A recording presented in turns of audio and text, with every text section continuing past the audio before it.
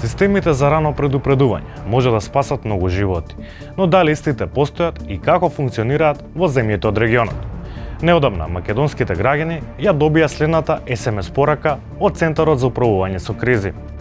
Ве известуваме дека на територијата на цела држава е прогласена кризна состојба за полесно справување со шумските пожари. Воедно ве известуваме и дека во сила е забрана за движење во шумите.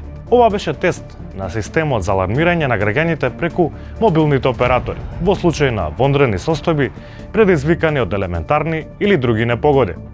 Западен Балкан е особено радлив регион од климатските и природните непогоди во Европа.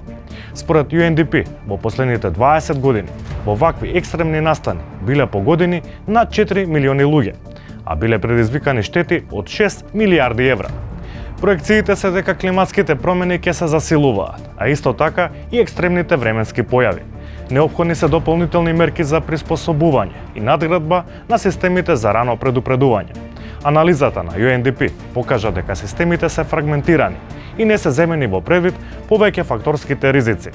За сега поддршка стигнува преку програмата Рано предупредување за сите на Обединетите нации и механизмот за цивилна заштита на Европската унија, но мора да се подобри регионалната соработка за размена на податоци.